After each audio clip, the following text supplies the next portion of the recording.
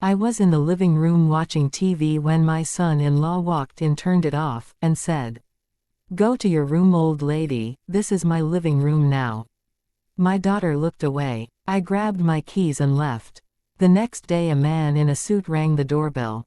"My name is Ava Collins. I am 62 years old. I was born in Newcastle, Australia. I worked for 38 years as a registered nurse in public hospitals. I raised my only daughter Lily alone after her father died in a mining accident. I live quietly. I believe in kindness. I believed family was a safe place. I was wrong. If you think age makes you invisible, stay with me because what happened next changed every life connected to mine. I am telling this to you because silence protects cruelty. I am Ava, a mother, a grandmother to be in my heart. A woman who learned that dignity is not given. It is taken back. That evening I was in the living room watching a documentary. The house used to be mine. I paid the deposit. I signed the first mortgage. When Lily married Mark, they asked to move in while they saved. I agreed because love makes you generous. The room smelled of lemon cleaner. I had just finished folding laundry. I was tired in a good way. Mark walked in. He did not greet me. He reached for the remote and turned the television off. The screen went black. The silence felt sharp. He stood there with a smile that did not reach his eyes and told me to go to my room, old lady, this is my living room now. My daughter stood behind him. She looked at the floor. She said nothing. Something broke quietly inside me. Not loudly, not dramatically. It was the sound of a door closing for good. I nodded. I picked up my keys from the side table. I put on my cardigan. I walked out without a word. The night air felt colder than it should have. I sat in my car and breathed until my hands stopped shaking. I slept in my car that night near the beach. I watched the ocean in the dark. I thought about the girl I raised. I thought about the man she married. I wondered when love became permission to erase someone. The next morning I showered at a community center. I went to work at the clinic where I now did part-time patient advocacy. I helped people who had been ignored by systems. The irony was not lost on me. I did my job well.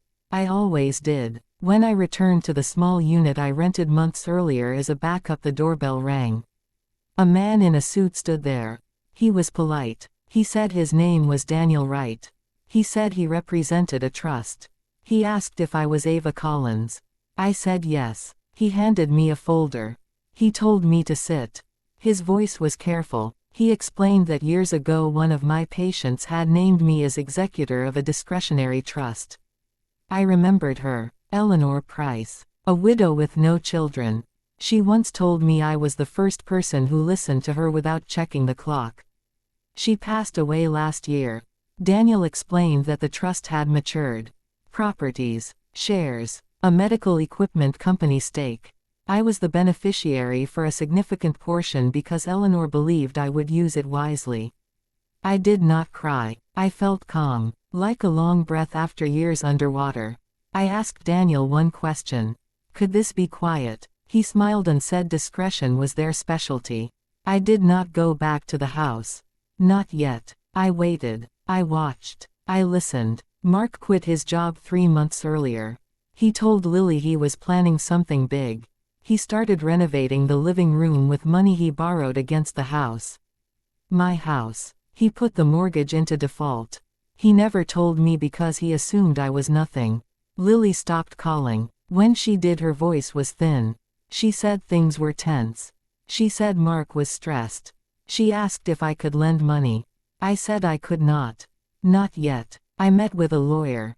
A woman named Priya who spoke plainly. We reviewed documents. The house title still had my name. The loan changes were unauthorized. The bank was nervous. I let them be nervous. I also hired a mediator. Not for them. For me. I wanted my words ready. I wanted my spine straight.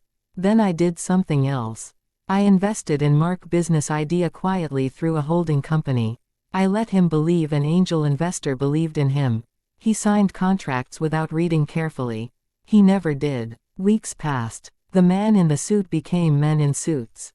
Auditors. Advisors. They asked questions. Mark bragged. Lily watched with a hope that hurt to see.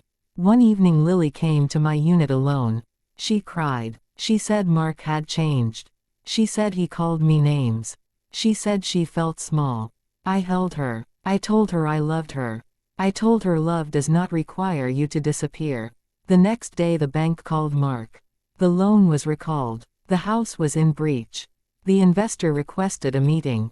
Mark panicked. He blamed Lily. He blamed me. He said I was poison. The meeting happened in a glass room downtown. I was already there when Mark walked in. He froze. He did not recognize me at first because he never really saw me. I spoke calmly. I explained ownership. I explained consent. I explained consequences. I explained that respect is not optional. It is the rent you pay to share space with others. He shouted. He tried to charm. He tried to threaten. None of it worked. The contracts were clean. The numbers were clear. Lily listened. She asked questions. She began to stand taller. She remembered who she was before someone taught her to look away. The final blow came quietly. The trust acquired the remaining debt. The house returned to me without drama. Mark investment collapsed under its own weight. There was no public shaming. No screaming. Only the slow unbearable weight of reality settling on him. Lily moved out. She stayed with me for a while. We cooked together. We talked late. She apologized. I forgave her because healing needs room. She filed for separation. She found work again. She found her voice. Mark sent messages. He asked for help. I wished him growth. I offered none of my safety. Months later I walked back into the living room. My living room. The sun came through the window just right. I turned the television on and off as I pleased. I placed a photo of Lily as a child on the shelf. I breathed. If you are watching this and you feel small in your own home, hear me. Age does not erase worth. Silence does not mean consent. Love does not demand humiliation. I am Ava Collins. I was told to go to my room. I chose to take my life back. If this story touched your heart, don't forget to like, share, and subscribe. And tell me, what would you have done if you were in my place?